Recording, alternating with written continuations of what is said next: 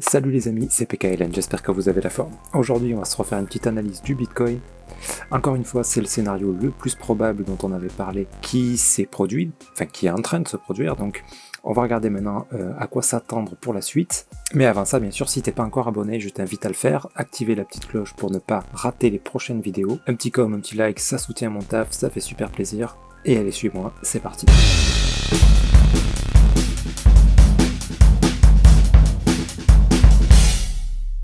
Donc on avait vu le Bitcoin, on avait vu 2-3 scénarios là, mais on avait dit le plus probable, ça restait quand même, dans tous les cas, qu'on obtienne une montée comme ça, à partir d'ici.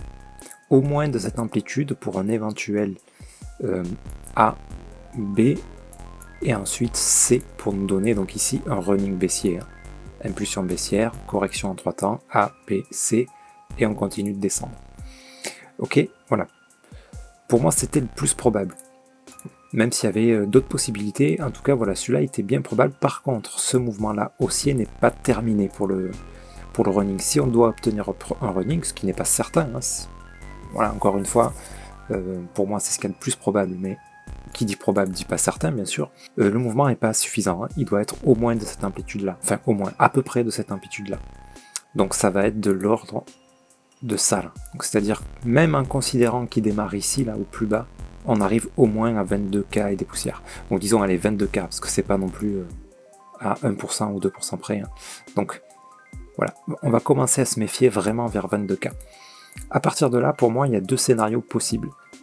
Bien sûr, il peut y avoir toujours à vérifier, à attendre les setups, tout ça. Hein. Là, on avait eu un petit setup d'achat ici, une petite unité de temps. Mais à vérifier tout ça toujours parce qu'une mauvaise news, il peut se passer quelque chose qui fait que ça invalide le running et puis on passe à autre chose. Et encore une fois, on avait aussi ici la possibilité de descendre, venir un peu plus bas que ça, pour ensuite nous donner le running. Voilà, il y avait ça de possible. Maintenant, vu comme c'est chaud, là le marché il est chaud, il y a tout qui monte, c'est bien probable qu'on soit déjà dans le C du running là. Ok, donc les deux scénarios que je vois pour la suite, les zones où il va falloir se méfier, c'est là vers 22K. Ici, il faudra surveiller si on a un setup de vente. Il va falloir prendre des dispositions en fait. Hein. Après chacun en fonction de votre stratégie, selon à quel moment vous êtes entré, prendre des profits, sortir pour rentrer plus bas, même si c'est juste une correction pour aller plus haut, il faudra surveiller les setups d'achat encore une fois, comme d'habitude, voilà. Mais toujours est-il que vers ici, il faudra vraiment se méfier, surveiller les setups de vente, parce que là, ça sera fort probable qu'on revienne casser les plus bas ici. Ok, voilà, parce que sur une analyse long terme, on est toujours baissier. Hein. Le deuxième scénario, pour moi, il est qu'on vienne... Enfin, il y en a trois en vrai, il y en a trois, mais on va dire... allez, on va parler des deux principaux, et j'évoquerai quand même le troisième. Donc, qu'on vienne tout de suite ici casser ce plus haut, un régular flat plus grand, comme ça. Et ça annoncerait toujours de la baisse, pour venir casser ces plus bas. Parce que sur l'analyse daily, long terme, ce flag baissier là a toujours pas été validé. On devrait venir, un de ces quatre, casser ce dernier plus bas. On devrait, c'est pas une certitude. Hein. Encore une fois, les news, tout ça, peuvent invalider ce scénario-là. Mais bon, jusqu'à maintenant, hein, les scénarios en fait basés sur la structure uniquement, ils se valident toujours. Hein. Regardez, là, on attendait une news. Il y a certes eu un petit mouvement là, mais regardez sur une structure.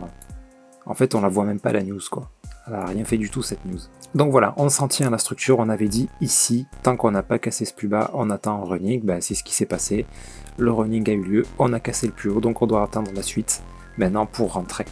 Ok, bon, toujours est-il que voilà, vers 22K, il faudra faire extrêmement attention. Si ça passe les 22K, qu'on consolide au-dessus, là, qu'on nous fait un setup d'achat en dessus de cette zone, en dessus de ce dernier plus haut, parce que si on casse ce dernier plus haut, le running est invalidé, ça ne sera pas un running, ça sera autre chose, donc il faudra surveiller ce qui va se passer. Là, ça sera potentiellement pour venir casser ce plus haut là, pour ensuite nous valider peut-être, enfin, cette baisse là. Donc là, ça serait du coup pour un plus grand flat. Ok. Toujours pour les nouveaux, si vous ne connaissez pas les structures dont je parle, là, pour comprendre un peu mieux ce que je dis, n'hésitez pas, dans la description, où j'ai mis en lien toutes les vidéos que j'ai fait sur ma chaîne qui parlent de ça, qui expliquent ça vraiment en détail. Il y a le fractal, les structures, etc. Voilà, vous avez vraiment tout ce qu'il faut, donc n'hésitez pas à jeter un œil si vous êtes un peu perdu dans ces analyses-là, quoi. Ok, donc voilà pour moi les deux scénarios principaux. Alors bien sûr, il y en a toujours un troisième, haussier, qui pour moi, pour l'instant, on n'est toujours pas haussier, donc, enfin en tout cas sur un long terme, on n'est toujours pas. Donc le scénario haussier, ça serait qu'on vienne péter ce top franchement et qu'on fasse une correction au-dessus. Et je dis bien une correction assez longue qui nous indique de la hausse. Là, peut-être qu'on repassera dans une structure haussière. Mais voilà, tant qu'on n'a pas ça, même si on pète ce top là, ben on se méfie. Parce que si derrière on a ça, ben là il vaudra mieux sortir, hein, vraiment. Parce que là ça sentira vraiment pas très bon. Enfin pas très bon. Si justement en fait. Au plus tôt on viendra ici, au plus tôt on pourra espérer un vrai retournement. Parce que là, même si on a l'impression que ça se retourne, eh ben il y a toujours un danger vraiment réel sur une analyse voilà, daily, là je suis en daily, hein, ou hebdo. Regardez en hebdo ce qui se dessine. Hein. Après cette big chute là, si on a ça, c'est un setup de vente ça. Donc là, il faudra vraiment se méfier quoi. Il faudra vraiment se méfier. Bref, toujours est-il que voilà, un bear market, on s'affole pas les amis, ça peut durer très longtemps, c'est normal, ça fait déjà plus d'1 an je crois qu'on est dedans là. C'était en novembre, bah ça fait 1 an, ça va faire 1 an. Enfin, moi j'ai considéré même qu'il a démarré ici le bear, parce qu'on a eu une grande correction A, B, C.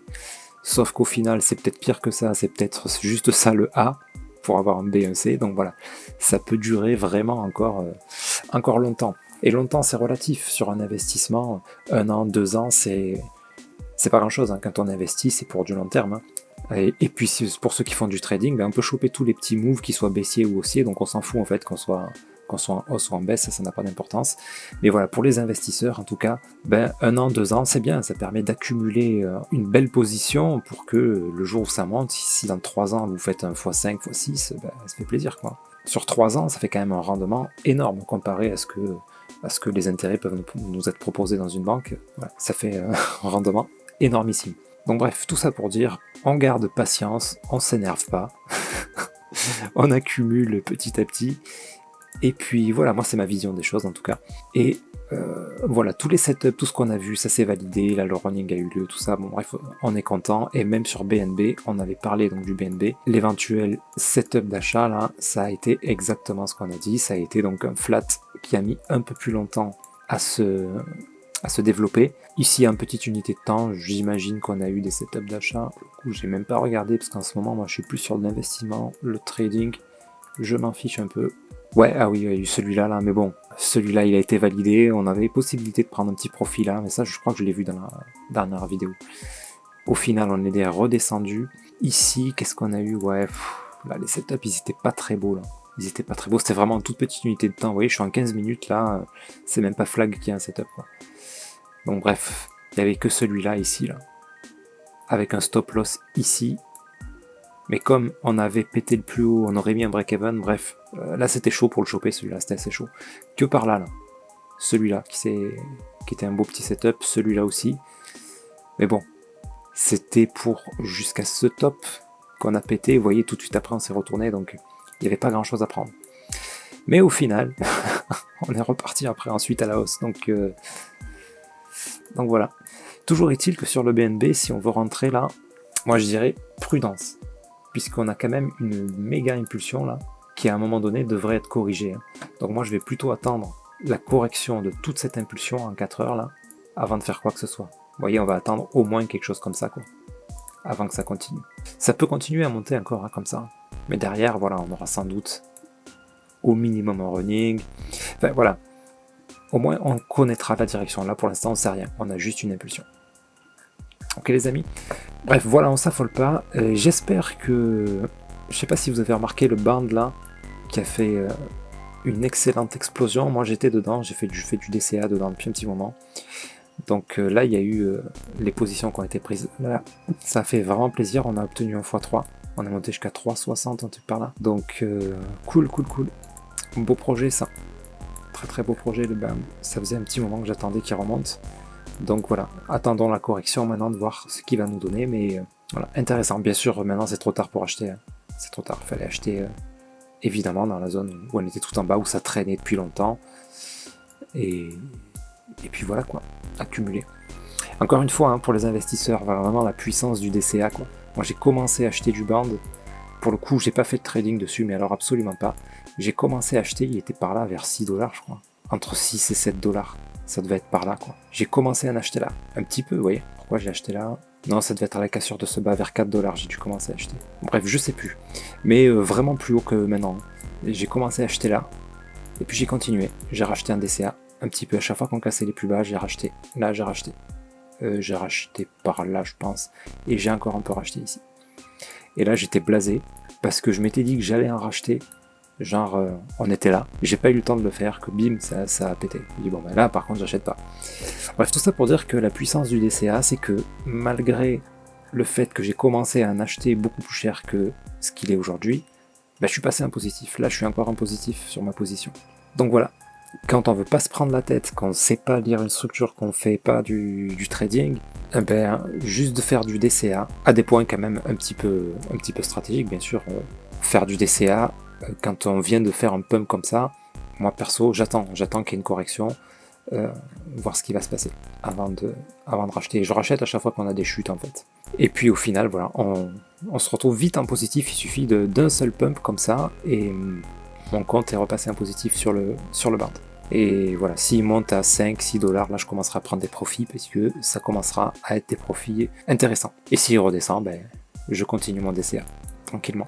Projet long terme pour moi. Bref, voilà pour la petite parenthèse. Sur ce, les amis, j'espère que cette analyse du Bitcoin vous permettra de mieux comprendre les analyses et surtout d'anticiper les prochains moves et d'éviter de faire des erreurs et d'éviter de tomber dans l'émotionnel. Et sur ce, n'hésitez pas à partager la vidéo, mettre un petit com, me dire ce que vous pensez de l'analyse. Et puis sur ce, les amis, je vous dis à très bientôt. C'était PKLN. Merci.